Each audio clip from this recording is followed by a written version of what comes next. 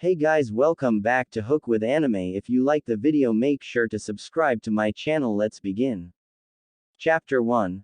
Wall. Wonderwall. Unbeta Ed. Naruto forced his chakra higher and higher.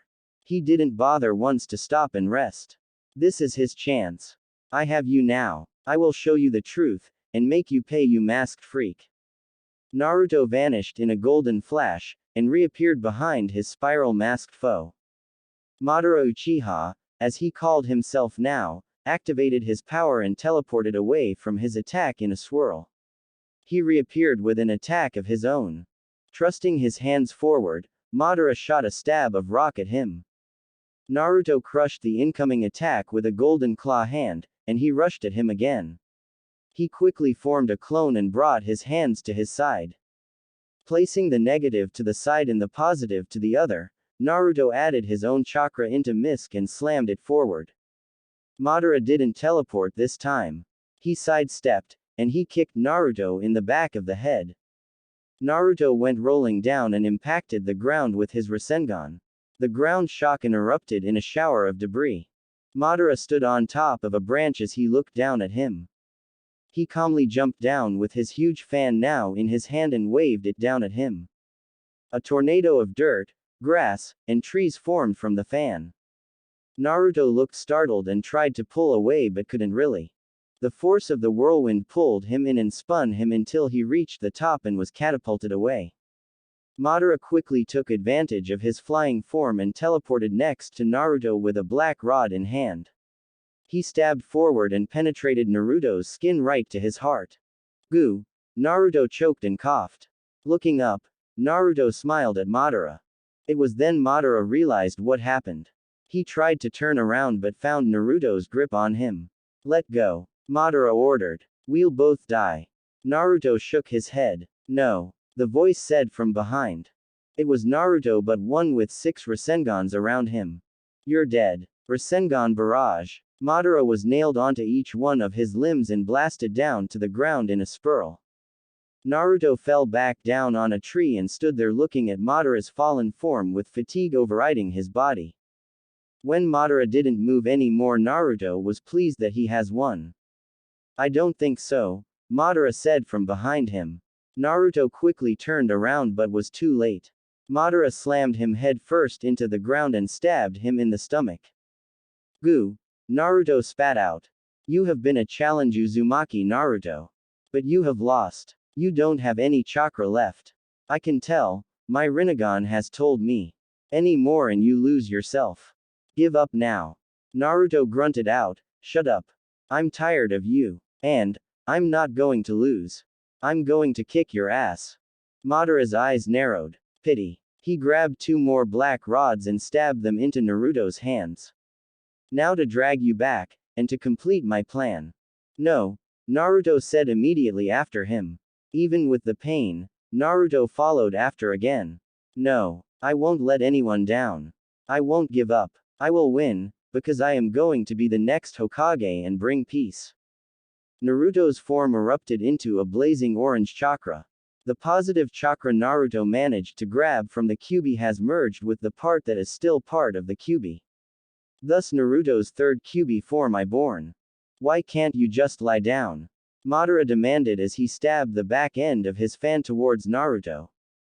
Naruto seemed to vanish in an orange blur and appear again out of nowhere. No. Naruto replied as he delivered a kick to Madara's sternum. Why can't you just leave us alone? He proceeded to hit him in the chin and send him flying. Naruto jumped up and grabbed Madara by the head. I'm tired of you, and everyone else who tried to bring pain, misery, and death in a time where peace is needed. Naruto kept his grip on Madara as they fell. Can't you see we're tired? Madara ran a hand through Naruto's chest, or at least tried to, but the orange blazing coat of chakra was too strong to penetrate. Instead he placed both hands on the hand Naruto was using to hold his head. You're a fool. Peace can only be forced. Madara said before he was slammed back first into the ground. An eruption of orange chakra covered and exploded around them, burning and bringing back to life the area around. No, you can't force something like that. It's a lie. What we can hope for now is that one day people can understand each, and break away from the cycle that we call hate. Till then, I'll help them understand. And, I'll start with you. Naruto only lifted Madara's head and slammed it down to the ground. The previous orange energy seemed to expand more until the ground was covered of orange energy. And when Madara was slammed to the ground the second time, his legs flew up at the same time the energy expanded, and when the legs touched the floor, the energy exploded into flames. Naruto himself stood up unharmed, and allowed his coat of energy to disband. He just knew that it was finally over. 1. Yume one Uzumaki, Madara whispered as his mask fell off. Madara was an old man, that was for sure, and he possessed the signature Uchiha look. But, he continued, I'm not going to just lose without having won nothing. It was then Naruto noticed the eye change on him. Instead of having two different eyes, they seemed to merge until it formed a fusion type of eye. Naruto tried to move but he couldn't. He fell down onto a knee. Naruto looked down at the ground, then back towards Madara and caught him whisper. Die. It seemed as though he was being pushed back by an invincible force and was surprised when he felt distortion behind him. Naruto's eyes widened. He did a Shira Tensei and Kamui at the same time. He knew he was going to be torn apart if he entered that. Naruto did the only thing he could think of that revolved around him not being able to move. He gathered chakra. More specifically, he gathered the chakra he lost from the war as well as nature's chakra. But he wasn't fast enough. Right when he was sucked into the vortex of nothing, Naruto was able to activate his Sage Q mode, but the energy just seemed to make it worse. The vortex changed into a deep greenish purple and then there was no more. The vortex just seemed to swallow Naruto up until there was nothing but a crater. Madara smiled. He may have lost the war. But he won the battle. And then, he passed away. The skies over the invisible island gifted to its inhabitants by the goddess Hera were eerily calm. It was hardly surprising given that only moments before the Aegean Sea Skyway had been turned into an aerial battleground for 3 American fighter jets and a squadron of enemy planes. Anyone who had witnessed the fierce battle, even the elements of nature, would have given respectful pause as there had been no survivors on either side. However, as calm as the skies were, the silence was fated not to last. Within the confines of the invisible barrier shielding the island from the world of man, the silent reverent skies were suddenly shattered as an enormous greenish-purple vortex was torn through the very fabric of reality with an immense boom, putting the mightiest crack of thunder to shame. All eyes within range of the resounding detonation looked to the skies to see the vortex swirling menacingly overhead. Among them, riding horseback through the island's woods as she had so many times before, was the Amazonian princess Diana, who upon quickly reaching a clearing was able to look to the skies in time to see the vortex spew a black something that looked human from its swirling confines. Great Hera, she whispered in awe at the strange sight. It was then the vortex, having apparently serving its purpose, rapidly began to deteriorate before finally vanishing from sight altogether. With the vortex in the sky gone, all eyes watching immediately shifted to the object plummeting to the earth. Flicking her horse's reins, Diana and her steed quickly gave chase after the falling objects. Little did she realize that day the chaos that was about to be unleashed upon Themyscira, herself and her beloved sisters. His mind a scattered haze, Naruto Uzumaki tried gathering his wits as he turbulently fell from the sky. Disoriented by the sudden shift from night to day, not to mention the unexpected skydive the teen war hero frantically took in his surroundings, searching for any possible leverage he could use to break he fall. Only to notice the ground below was coming at him fast. Thinking quickly, he surrounded himself with the last few remains of his chakra.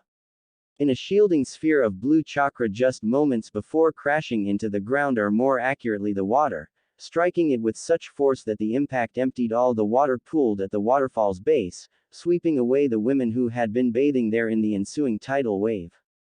As the waterfall began to quickly refill the small lagoon, Naruto let out a wounded groan as he staggered to his feet to take in his surroundings. Immediately he arched a surprised brow as his gaze locked onto the several naked women rising to their feet as they returned his stare with their stunned gazes. It's not what you think. Naruto said with a weak smile. He was still hurting all over. And all he could do was flinch from all the murderous glares that were directed onto him. He took a step back only to fall on his ass. Ouch. He said with closed eyes to force the pain behind his head. Who are you? One blonde naked woman asked menacingly. Naruto flinched again at her tone. It was a while since he has heard such hatred directed onto him. It was a surprise considering he just met them, crash. My name is Naruto, he said. And I have no idea about what's going on. He laughed nervously and opened his eyes. Gah, can you all please put some clothes on? He closed his eyes and turned his head. Only to wince a bit. The Amazons grew even angrier. How dare this male look at them with such perverse intentions? One of the ebony-skinned one was about to attack when a brunette held her back. She looked back to look at her fellow sister, but all she got was a narrow stare that was directed onto the male. How did you get here, male? Naruto was about to answer when he felt something wrong deep inside of him. It felt like Kuruma's chakra when not captured but stronger. What is going on? He asked out loud and loud enough for them to hear. He fell to his knees in pain and felt the rage build inside of him. He gasped out at them. Get away from me. He yelled out as red wisps came out of his body. I can't. He sank further into the ground by placing his hands down and bowed his head. He clutched his head and roared upward. Get away. The Amazons finally thought the male was going to attack them, and when he yelled, instinct overtook them and they attacked in groups. Just as they stabbed, Naruto was forced onto his fourth tail, and his form was but flesh and blood. Skin was all but gone, and in its place was a monster with nothing on its mind but rage. Aarrrrrrrhh. The blood-red monster blew them away with its roar and just seemed to run north. The Amazons were just stupefied, but they remembered something as the beast fled. Hades, one of the sisters whispered in horror. The red head glared and her face hardened. She stood up and grabbed her weapon before sprinting after it. Artemis, wait. The red head stopped at the command of the approaching princess. Artemis, what has happened here? Diana asked as she quickly dismounted from her mare to help her fellow sisters. Artemis' gaze turned and locked onto the path of destruction left in the attacker's wake. It would seem we have an unwanted intruder, my princess, she replied. Quickly she handed her injured sister to another Amazon as she turned to her posse. One of you take the princess's mare and go to the queen, she instructed. Tell her to gather our sisters to defend Tartarus. I think whatever did this plans to free him. All eyes grew wide with fear before the nearest of them quickly sprang to her feet and mounted Diana's horse, taking off in a full gallop to the palace. Come, your highness. I fear the time has come for you to test your mettle in battle, she said, taking hold of Diana's wrist and pulling the raven-haired princess from the injured to place sword in her hand. The rest of you tend to those who are wounded, then join us as quickly as possible. Firmly gripping the blade in hand, Diana nodded compliantly as they quickly gave chase down the path of destruction the creature had left in its wake. As they ran down the newly cut path, Diana couldn't help but nervously take note of the surrounding sights of freshly fallen tree trunks at the sides of the path. Each had either been ripped out of the ground, burnt, or mightily slashed down by a single clawed swipe.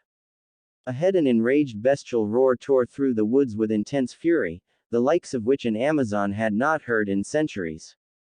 Diana was an Amazon born and raised with nerves of tempered steel. Battle was in her blood, and even though she had been trained to deal with all forms of enemy, despite this, she couldn't help but feel a pang of nervousness. Just what in Hera's name had been unleashed from the sky? Steeling her nerves, she focused on the matter at hand, keeping it from reaching Tartarus and freeing the imprisoned god of the underworld. It didn't matter what it was they were facing, all that mattered was that soon it had to be stopped. Deep in his confines of Tartarus, Hades felt rage and power unlike any other. He has been biding his time to escape by hatching a plan of making one of man's world come here, but with this, he knows his escape can be once closer. He smiled evilly. Olympus, Zeus, and Hippolyta, I will return sooner than what you all have expected. He licked his lips and laughed. The blood-red cubey-ed Naruto slashed and tore through the trees on his path like a savage beast. He let nothing in his way. He ran through like a locomotive but with more explosive power. And as he tore through more and more, he was hit from the back and knocked to the floor. The beast looked up. With his jaw hanging low and threatening, he roared again before attacking back at the one who attacked him. Diana dodged the blood-red beast of hell and sent a sicking punch to its stomach. She watched it fly to a near tree and slam into it. She bent down and resumed her stance. Like so, the beast burst back into the scene with its claws extended. Ripping forward, the beast slashed at Diana and sent her rolling back onto her approaching sisters. Artemis glowered at the beast and flew at it without hesitation. As Diana watched Artemis battle the beast, she couldn't but think of the situation. Great Hera, she thought. What kind of hell beast is this? She watched as Artemis was sent flying into 3 more of her sisters. She steeled her resolve and lunged. 4 of her sisters followed her example and they fought. Diana deflected one of the claws that came her way and slashed back at it with her blade. It dug deep into the beast's chest, but it did nothing to slow it down. The beast slammed her to the ground with 3 of its tails and flicked her aside with its 4th. It took hits from the other Amazons, but like Diana, it did nothing. The beast smashed at them with brute strength and sent them crashing hard into separate trees. Diana recovered and decked the beast in its maw. The beast barely budged this time and slashed at her again. However, Artemis speared it and rolled with it until she kicked it off her. She quickly got to her feet and quickly ran to her princess's side. Are you okay, princess? Yes, Artemis. I am, but, she paused as they watched the beast toss away another Amazian before sprinting away. Back to the direction of Tartarus. Back to her mother. We have to move, Diana said. Artemis nodded. Alexa glanced upwards to the broken treetops overhead as she cautiously ventured further into the woods. Like her sister and the princess, the red-headed Amazonian scholar was also tracking the trail of an intruder. However, unlike her sisters, her quarry was a bird of a much different feather. Like any other day before, she had opted to find a quiet place to sit and read her books, this time choosing a quiet little meadow where she could be left in peace. She knew she should not be investigating alone, but unable to deny her curiosity, Alexa had left her books behind to venture into the woods in search of the strange craft, tracking the trail it had left behind during its fall. After several minutes she at last found what she had been searching for, in a manner of speaking. She found her sisters, several of them staggering to their feet. She gasped, and threw her books to the side to rush to their aid. Are you okay? She asked with concern. Her sister nodded. I am okay, Alexa, but I do not think you should be here. You are not a warrior, and this beast is more formidable than anything we have ever faced. It batted us aside like nothing. Alexa held her tongue. She knew she had more to say. The beast even batted your sister, Artemis, and the Princess Diana like ants, while their attacks did nothing but anger the beast. Hera, she whispered. Where did it go? And Hera, where is my sister now? Is she okay? Blonde nodded. She has left with the princess to slay it. It's heading towards the direction of our queen, to Tartarus, to Hades. Alexa breathed almost in shock. She was alive when Hades enslaved them with the help of Hercules and almost brought the Titans to Olympus. She was there. Hades is horrible. After a few seconds, Alexa breathed and turned to face her sisters. I may not be a warrior, but I refuse to allow this beast free Hades. Come, let us fight. They nodded and sprinted away. As not only an Amazon but queen of the Amazons, Queen Hippolyta had experienced more than her fair share of combat, and now as she stood at the vanguard before the army of her assembled sisters, she knew this was a day she was about to see more. Inhaling deeply, she steadied her nerves as she readied to address her sisters. My sisters, she began. I fear the day we have long dreaded is finally upon us. A servant of Hades has penetrated the barrier, As we speak, it comes to unleash its master back onto man's world. From what I have been told, I fear that it is unlike any foe we have ever faced, but hear me now, my sisters. As surely as it is an Amazon's sworn duty to keep the plague of war from spreading to the outside world, this enemy will fail in its quest. But hear me now as I say unto you, we shall not fail in our sworn duty, we shall not falter in even our darkest hour. We are Amazons, warriors born, warriors united, warriors strong and warriors true. No matter the foe, no matter the threat, we shall prevail. A mighty cheer erupted from the assembled Amazon army. Wise words, my queen, Persephone said over the din as she stood at Hippolyta's side. Thank you, Persephone, she replied. I just pray that on this day they will be words of truth. You fear this may be one foe we cannot overcome, my queen? The battle-scarred Amazon asked. Yes, was Hippolyta's sad reply as her thoughts momentarily drifted to what she had been told. Ask yourself this: whenever before has any enemy ever been able to defeat over 5 Amazons single-handedly? Despite her secret delight at the prospect of Hades' freedom, Persephone couldn't help but nervously gulp at the question posed by the Amazon queen. There have been none, she replied. Exactly. Not even demigods like Hercules or Thrax was able to do so unarmed, said Hippolyta. It gives me pause to wonder what manner of foe we now face. Suddenly the Amazon's eager clamor for battle was suddenly overshadowed and silenced by tremendous roar. All eyes turned to the sky to see a blood-red 6-foot-tall fox-like creature soaring out of the sky towards them. Its 5 tails blasting the ground in doing so. Archers! Hippolyta shouted, raising her hand. Fire! Instantly the sky seemed to blacken as it was suddenly filled with arrows fired at the approaching beast. The beast gave a mighty roar and blasted the darkened sky back into light. The beast continued its momentum and seemed to shake off particles that floated in the air. The Amazons continued anyways. They reloaded and brought it back up. Archers! Hippolyta shouted once more. Fire! Just as the sky darkened once more, the beast opened its mouth and swallowed the particles back into its jaw. It bloated and without pause opened its mouth to allow the pure beam of power destroy everything as it moved towards the Amazonian army. It tore through them like butter, and it continued until it stuck several parts of their city. It exploded into nothing but debris. Hippolyta had to shield her eyes as the light was blinding. When it subsided, Hippolyta gasped in pain. Great Hera, she whispered. She turned her attention back to the beast that was now littered with arrows all around it, and drew the sword Hera herself had given her. With rage she rushed at the beast. She vertically slashed at it with all her might, but it blocked it with one of its tails. She was shocked. What kind of beast of such power could block this sword? The beast used her intial shock to blast through her like a battering ram. It stuck high and hard with its clawed hand. It left 2 deep gashes on her face, and it continued to hit her on her abdomen. She kicked out and rolled back to her feet. Beast! She exclaimed before resuming her attack.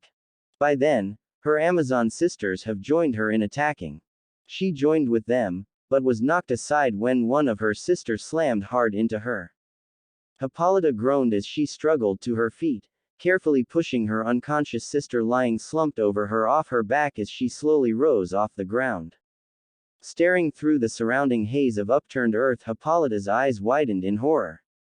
All around her sisters lay strewn about the battlefield unconscious, only a lucky few had managed to stave off the full brunt of the attack. Even now, as she stared at the surrounding devastation, she couldn't believe what she was seeing.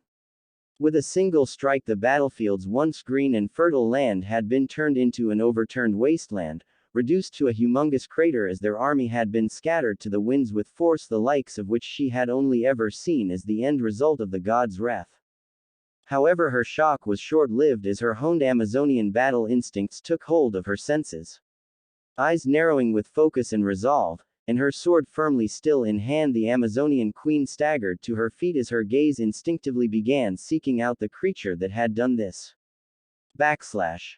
As the upheaved dust cloud began to clear and those of her Amazon sisters still conscious returned to their feet, the queen dutiful eyes locked onto their attacker, sprinting from the crater's epicenter towards the god's distant prison. Opening her mouth, she readied to sound the charge but was stopped short when she heard, "Sisters." The figure shouted over the weapon's fire, her voice surprisingly familiar.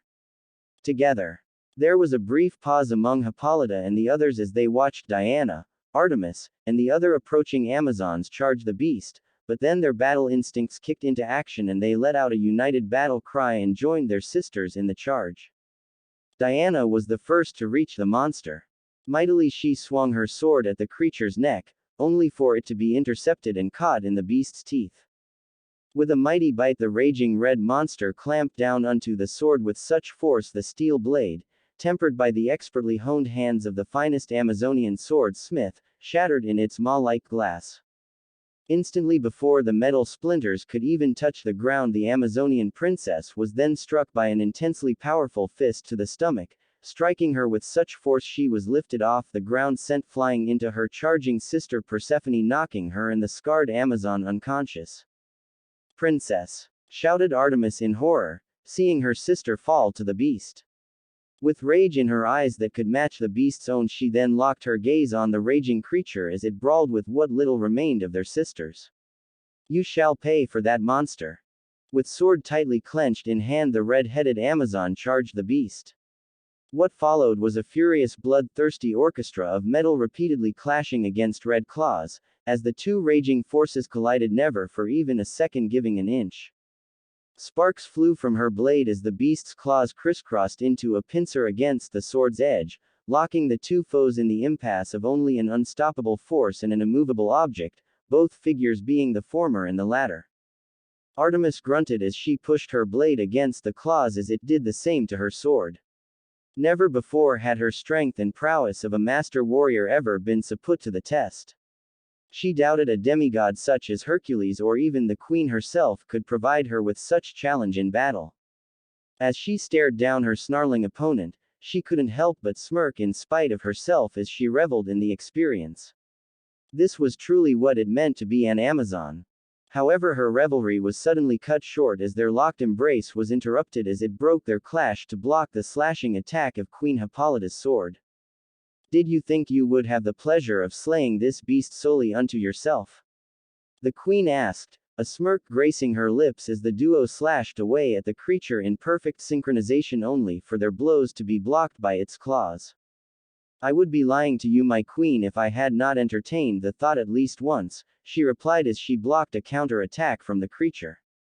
"Whether it be by the strength of our legions or by my hand alone, there is not a doubt in my mind that this creature can be defeated." In spite of herself, she laughed as their blades continued to clash against its claws. "In truth, though, your highness, I would be eager to see if it could be done by the latter. If there were not so much at stake, I would be tempted let you to find out, Artemis," Hippolyta replied as the creature narrowly dodged the edge of her blade before it retaliated with the narrowly avoided swipe of its claw. "But as things stand, I'm afraid you will just have to learn to share the glory."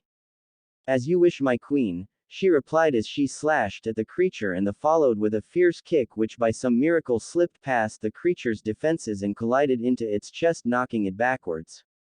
Combining their talents, the two master warriors ceaselessly rained strike after slashing strike at the creature as they combined their swordplay with as many physical blows as possible in an attempt to keep it off balance as they slowly pushed it back.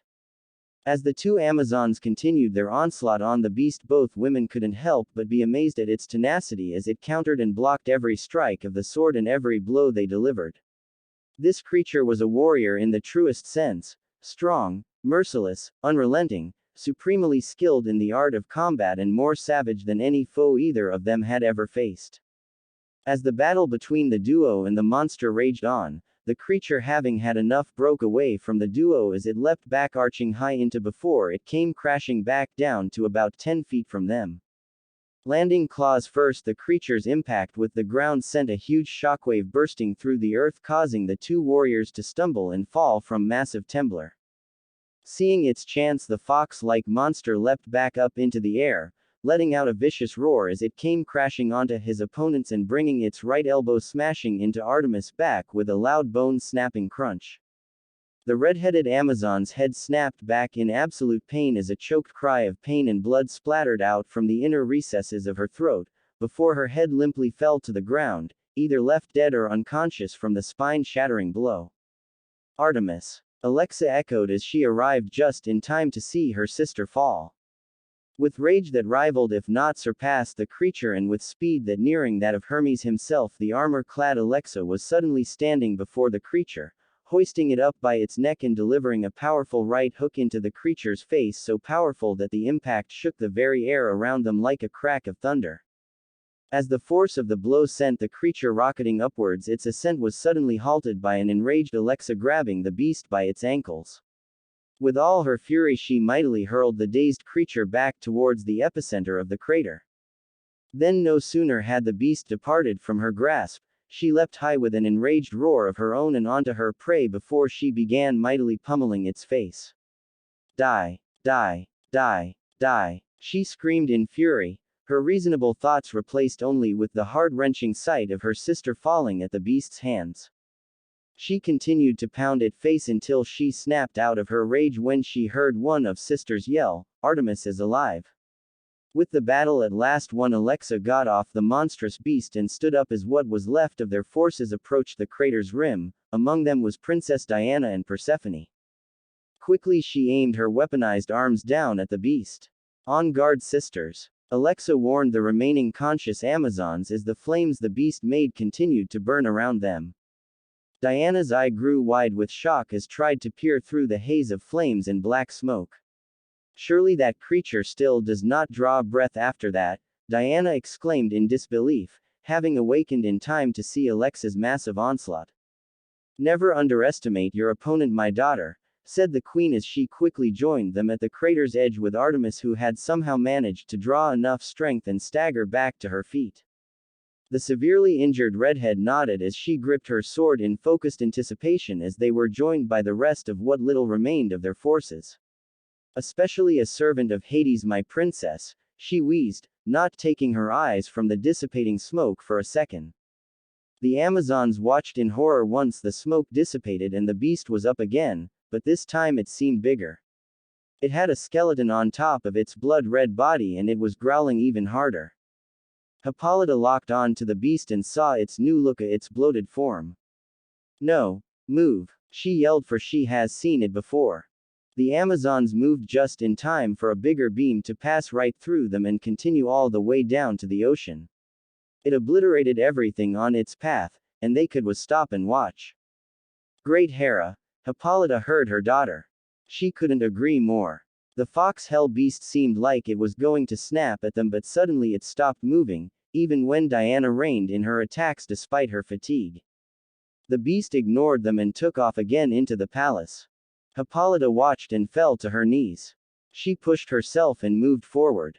"Come, my sisters. We will win." They ran next to her and to the beast. QB Naruto stood in front of the large steel gates of Tartarus. He slammed into it with all 6 tails and blasted it with its chakra. It worked and opened. Hades heard the unlocking of his prison from the other side. He gleeful blasted the gates away and stood tall as he walked into the open gate. Hades' eyes immediately locked onto the beast that helped him escape his confine. "I thank you, strange beast," Hades said. He watched in amusement as 2 tails sprouted behind the thing. "But I'm afraid something as powerful as you will have to die." However, his smile turned down when the beast seemed to grow taller than him. The beast god thing lunged at Hades, and the last thing Hades saw as he attempted to block was the open maw of the beast. Naruto caught Hades' head in its jaw and brought it down viciously. Hades' body instantly fell to his knees and brought down with force. That was the sight the Amazonians saw as they entered. Hippolyta saw the death of Hades and open gates of Tartarus. She saw the beast next to Hades, headless body chewing on something. She turned and saw her daughter pale. She turned back. No choice. Tartarus is open. Hades is dead and the beast live. Come. We must not lose. It was then where something happened beyond her dreams. The beast seemed to recede from its gigantic form into a smaller person. Its skeleton and blood-red coat slowly diminished back into its skin until the beast transformed into a man. A young, very burnt youth of a child. "I lost to that," she heard Artemis say. A child? She snared. It was a blow to her pride. Hippolyta and Diana were the first to move from their shock into the sleeping youth's body. What should we do, mother? Diana asked her mother, worried. Hippolyta did not smile at her. She had rage in her eyes as she turned to her sister. Sisters. Her voice boomed. See here. A man has caused such destruction.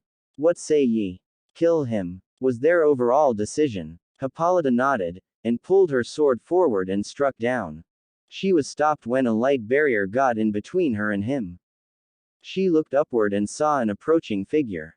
Stop, ordered a voice, a male voice. Amazonians there immediately turned to see a kimono-clad old man. Who are you? Demanded Artemis as she redrew her dagger leapt towards him. However, her rapid dive for the visiting time walker was instantly cut short as the redhead Amazon suddenly froze in midair, suspended in mid-leap, unable to move. Yield now, Artemis, a calming voice instructed as an excessively tall female figure, glowing with such blinding radiance it was all but impossible to look directly at her, suddenly appeared beside the professor.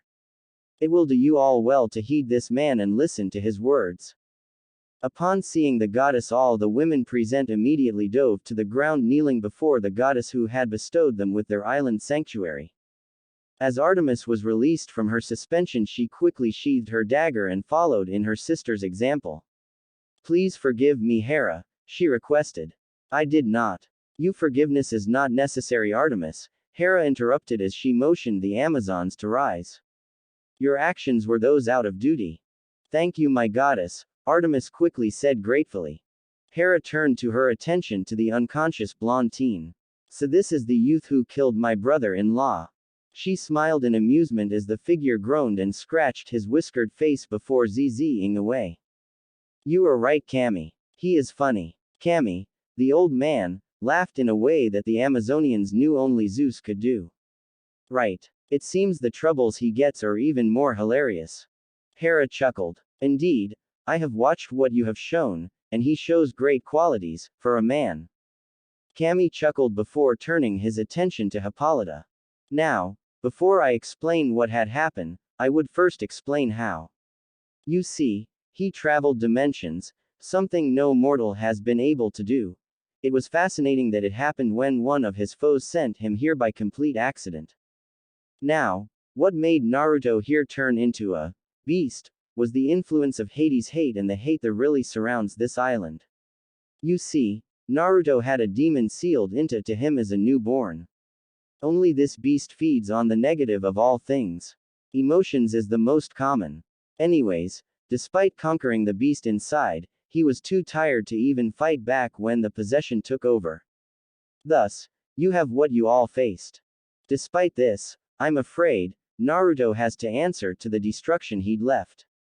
However, I will not be the one to make the punishment. Hera, if you please. Here smiled and Cammy took that as his cue to leave. Hera turned to the unconscious teen. As punishment for the slaying of Hades, the gods of Olympus have decreed that you shall take his place as the Amazon's prisoner. She extended her hand towards him as a beam of white light surged out from her palm and engulfed him in its white light. When the light finally dissipated, Hera once again spoke. Naruto Uzumaki, like the Amazons who stand before you, you are now protected from the ravages of time so that you may fully live out Hades' sentence. Hera turns to Hippolyta. I'm afraid though if he wishes, he will be able to fight for his freedom. A simple execution will not happen. Some persuasion from Cammy. The gods are willing to give him one chance at freedom, she replied to everyone's surprise. Hippolyta, you will hold a tournament, whenever he wishes his freedom, in which Naruto Uzumaki shall face 4 opponents, which will Persephone, your daughter, Artemis, and should he survive, yourself. The victor of this contest will decide this boy's fate. Hearing and obeying, Hippolyta bowed her head. Yes, Hera, she replied. And with that the queen of the Olympian gods disappeared in bright flash of radiant light. There a long pause of awkward silence as all eyes fell on the unconscious blonde-hair boy. Hippolyta sighed and looked back at the destruction caused. Lock him up. Come to me when he awakens. For now, we have to rebuild. Chapter 2. Time. Kurama walked towards his fallen prisoner. He's been asleep for so long, that he'd forgotten how long exactly his prisoner, friend has been there as well. He almost wished this didn't happen. But what does it matter? It appears like Naruto got himself into something that he doubts he will be able to get out of. Kurama laid down next to the boy. Only thing was that Naruto is considered a man now considering the years that passed. Or seconds. He didn't know really. He almost snared at how much chakra he had to recover. For himself and his friend. They were both empty and almost to no energy filtered into their prison. Tartarus is hell. In the end he sighed. There was nothing he could do in this situation except wait and hope his friend recovered. But he almost doubted it. It's been so long. Kurama smiled grimly, almost to the point that his teeth exposed rather highly. Please wake up Naruto, he said thoughtfully. I don't want to be alone anymore. Hippolyta glanced at the restored city of the Amazons. She was proud of how fast her sisters were able to fix things, but she was a bit more bitter considering only one creature did so much damage. She clenched her fists at her side and briskly walked back into her chambers. Though she was happy the beast man had not contacted her from Tartarus, she was more than looking forward to cutting off his head for what he'd done. She ignored Persephone as she walked, and made her way to her chambers. Wait, my queen, Persephone called out once more, but was ignored. The doors slammed shut and all she could do was look at the unmoving stone door ahead. Having troubles with mother? Diana asked from behind her. Persephone turned immediately, and ignored the pounding of her heart. Princess. Don't scare me like that. I almost attacked you. She steadied herself and looked away from Diana's half-amused and concerned face. Yes, I will remember that. However, I'm still wondering what to do about mother. She seems more distracted than I have ever seen her. Persephone shot Diana a look and sighed. I've seen that look your mother's face before, Diana. It was when Hercules and Hades came. It was where their punishment lied that made her take such form. Diana nodded. Even thought she wasn't born when Themyscira was invaded by men, she had heard stories of the atrocities that were committed. But, even with stories she couldn't help but wonder now beyond her paradise to man's world. It will take some time, princess, we must be patient with our queen. Persephone gave Diana a quick hug and left her presence. Diana was quick to follow behind. However, as soon as they left, Artemis rounded up the corner with her sister, Alexa close behind. Artemis still had a spitting scowl since that day of battle, and there was nothing to satisfy her except the spilling of the beast man's blood. Diana understood her sister's plight, for she was trampled by whatever that beast was as well. She nodded to her fellow Amazonian sister before Artemis focused her attention towards Persephone. Where is Philippus? I must speak to her. Persephone shrugged, and blew a strand of her brown hair out of her face. I do not know where she is. Perhaps she's supervising the training of our forces. She was a little bit peeved when most of our sisters returned beaten. Still, she was surprised no one was lost that day. Artemis grunted but then nodded in thanks. She turned her head and focused on Diana. How are you doing, princess? I am fine, Artemis. How are you? Stressed. I'm itching for a fight. Training just doesn't work as well as it used to. Then how about I fight with you? Artemis smiled a bit like a predator. That's fine, but I shall not take it easy on you. Diana smiled, too. That's fine. I shall meet you at the arena. Let me prepare first. Artemis nodded and Diana walked off. Alexa placed a hand of her sister's shoulder. Are you okay? Artemis nodded. I'm fine, sister. She walked off without a word after. With unbridled ferocity, Artemis leapt towards her opponent, slashing her weapon at their head, only to have it blocked by her opponent. Without hesitation, she dove to the ground, instantly sweeping her opponent's feet out from under them, knocking them onto her backside. However, her opponent swiftly sprang back to their feet as they brought their fists slamming into her stomach. Artemis grunted with rage as she defensively faltered backward, waiting for the breath that had just been knocked from her lungs to return. No, she thought in pure rage. She would not lose this time, she absolutely refused to. With speed that may have just rivaled that of the messenger god Hermes, Artemis struck back, slashing tirelessly with her sword, not giving her opponent so much as an inch to retaliate. With one final slash of her sword, her opponent's sword was shattered into splinters and rendered useless. Instantly she mightily delivered the sole of her foot into the solar plexus of her foe, sending them reeling backward and crashing to the ground. As her opponent moved to get back on their feet, they were stopped short as the tip of the red-haired warrior's blade was pressed against their throat as Artemis stood over them in absolute triumph. With rage in her eyes, Artemis pressed the edge of her weapon against her horrified foe's throat as she leaned in to speak her departing words into their ear.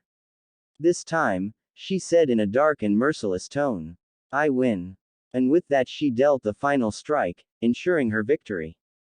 As Artemis rose from her fallen opponent, Diana among many others stared up at the red-haired woman in sheer disbelief. She had never seen her sister fight with such ferocious intensity before. How could she began, perplexed. As an Amazon warrior, Diana, you should know how it feels to lose in battle and live with that shame, Hippolyta said. An Amazon's pride as a warrior is one of our most sacred treasures. To lose that in battle drives only us to become stronger so that it may one day be restored. Diana shook her head as she sat up from the ground, rubbing the top of her head, nursing the final blow her sister had delivered with the flat of the wooden sword. Yes, but it was that boy who defeated us, not me, she grimly chuckled, still somewhat stunned by her defeat. Hippolyta chuckled as she helped pull her daughter back to her feet. You seem to forget all the defeats you have handed her over the centuries, Hippolyta said with wry smirk. Nor the gloating you often chose to revel in after. Diana glanced at what remained of the mock blade she still gripped in her hand. But those were just sparring matches, mother, Diana pointed out. The queen nodded. Exactly, she replied. To lose in sparring is one thing, but for a proud Amazon warrior to lose in actual battle, to a child no less, is another matter entirely, and considering that you are the latter in Artemis' eyes, you can naturally understand the frustration she often feels after your matches, even though it be just sparring. Knowing she was right, Diana nodded. Mother, about that boy, I'm not sure if I feel right about him, she said nervously. I too would dearly like to pay him back for the defeat he handed us, but I feel hesitant about it, that is, if he ever tries to free himself from Tartarus. Hippolyta eyed her daughter nervously, not sure if she liked where this was going. How do you mean, daughter? She asked, hoping her daughter would better explain herself. Despite his actions, what he did was not under his own power, she stated. Even though he attacked us, he was under Hades' influence. From what I have seen, he did not seem to bear any ill will towards us. In fact, during our first encounter, he seemed to be fighting Hades' influence. The firsts who found him said so themselves. Having feared that her daughter might have become somewhat enamored by the boy, being the first man she had ever met, Hippolyta inwardly gave a relieved sigh, now knowing it was merely Diana's conscience her daughter was struggling with. Diana, men are deceivers who hold nothing but rage and treachery in their hearts, pure and simple, she stated assuredly. True, some may seem to have good in their hearts, but it is always to further their own agenda. No matter what you have seen from this boy, you have also seen the side of his true self embodied in that monster. While it may have appeared that he was struggling for control of his actions, I have no doubt in my mind it was likely a mere attempt to distract you and Artemis. Knowing the history her people bore, Diana could only sigh and nod to her mother, albeit with reluctance, as the image of the monster's pained face as it held itself back from finishing them still lingered in her mind. I see you still have your doubts, Hippolyta observed, noticing her daughter's expression. She sighed and shook her head. Sometimes I fear living such a sheltered life from the outside world has perhaps made you too trusting. Is that so wrong, mother? Diana asked. Hippolyta shook her head as she smiled proudly at her daughter. There is hardly anything wrong with having a trusting heart, Diana, she replied. It is perhaps your greatest strength, and something that fills me with great pride as your mother, even if it does give me worry in moments such as these. Diana couldn't help but smirk. And all this time I thought my greatest strengths were the gifts the gods gave me when you made me mother, she chuckled. Those too, replied Hippolyta with a chuckle before she grew more serious. But you must realize, Diana, trust in a stranger is something that must be earned, especially from a man. Just remember, Diana, the line between trust and foolhardy naivete can sometimes be an elusive one. The wise often choose to locate it first and foremost. Again Diana nodded. I know you're right, I just can't help but have questions about this boy, she replied. I assume what you are leading to is your desire to personally further interrogate our new prisoner. Her mother assumed. Well, if I am to fight him tomorrow, I do feel it best that I learn as much as can be provided, Diana replied. And didn't you once tell me, know thyself, know thy enemy, and you will hold the key to victory? Hippolyta couldn't help but arch an eyebrow. First of all, my daughter, just what makes you think that you will even have the opportunity? She replied. Persephone is to fight him before you, and since our first battle with the boy I have noticed an especially vengeful glint in her restored eyes. I have my suspicions she intends to reclaim her pride as a warrior well before you can be given the opportunity, and from what I've seen of that boy's physique I doubt he's much a match against one of our fiercest warriors. She then added with a mixed tone of curiosity and coy suspicion towards her daughter. And secondly, just whenever did I give you such sage words of wisdom? In truth, her mother had never said anything of the sort.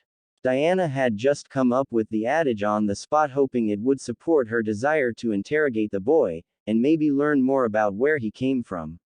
I believe it was when I was a child, mother, she bluffed. Sincerely doubting that Hippolyta couldn't help but suppress the tiniest smirk from forming on her lips. As queen of the Amazons, not to mention her daughter's mother, she knew perfectly well when someone was trying to deceive her, much less her daughter who, despite the many things she excelled in, was less than masterful in the art of lying. Nevertheless, she couldn't see the harm in humoring her daughter's desire to retrieve more information about the boy. Well, regardless, I suppose it couldn't hurt to learn more from him, she continued. For the gods to actually be persuaded into sparing him after he beheaded one of their own, there is likely more to him than meets the eye. Something you should be weary of if he should actually succeed in defeating Persephone. Diana nodded. Mother, that is something I have been wondering. Why exactly do you think the gods wish for Artemis to be the boy's opponent after me? She asked, the question having been weighing on her mind since Hera had spoken their words.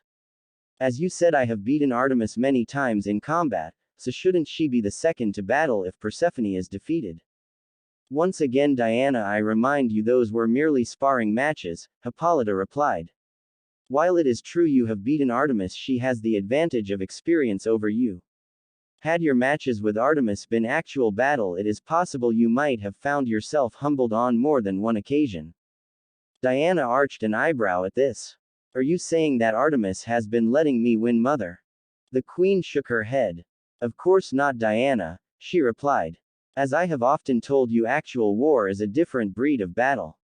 In it you abandon all restraint you have and rely solely on your Amazon training and instinct. It is something that I pray you never have to experience for yourself.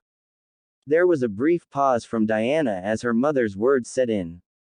While she knew herself to be a far better warrior than Artemis, having been blessed by the gods themselves, she also knew the truth in her mother's words. It was a fact that obviously the gods had taken into account in their selection of the boy's opponents. So then I may borrow the lasso, mother? Diana at last said, breaking the silence between them as she returned to the original subject. Noting the glint of excitement in her daughter's eye, Hippolyta chuckled and nodded. Yes, do, she replied. Personally, I would rest easier tonight if I knew just what manner of evil our new prisoner was capable of. Mother, must you call that boy evil?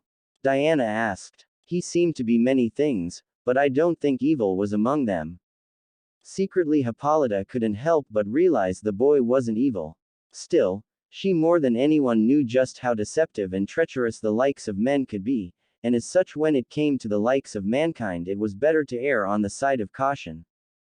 Diana, you have been fortunate enough to have never encountered a man in your life, she sighed, understanding what her daughter must have been thinking, and I wish to Hera that that were still the case, but sadly it seems that the fates had other plans in store. Just heed me when I tell that you must never drop your guard around them, no matter how innocent they may seem. Wise words indeed, my queen, agreed a new voice. Both Diana and Hippolyta flinched on instinct as they turned to face the newcomer. Hippolyta couldn't help but smile a wry smirk at Philippus, general of the Themyscirian army. General, must you always be such a creature of stealth? The Amazonian queen inquired with a chuckle. I swear only Hermes himself is lighter of foot. The tall raven-haired ebony-skinned woman returned the queen's smile as she nodded. Forgive me, my queen, but as they say, old habits die hard, she replied with a chuckle. As she immediately shook the start the woman's sudden appearance had given her, Diana couldn't help but arch an eyebrow at the woman as a smirk of her own formed on her lips. That, and the pleasure you always seem to find in startling me whenever the opportunity arises, Philippus, Diana noted. Merely a good-natured effort in always making sure your wits about you, my princess, Philippus replied with a slight smile. The fact that it is one of the few joys I prefer to indulge myself in is simply mere coincidence. And the fact that in this instance you succeeded in doing the same to your queen is also mere coincidence, albeit a pleasant one, Hippolyta couldn't help but observed with a chuckle. Precisely, my queen, she replied, hiding her delight on that fact from her features as best she could. Frivolities aside, Philippus, I take it you've come to us on a matter of great importance for you to leave your post at our new prisoner's cell, Hippolyta observed, her humored features shifting to becoming more serious. Philippus' smile diminished as her expression became more solemn as she nodded. Has something happened to the prisoner?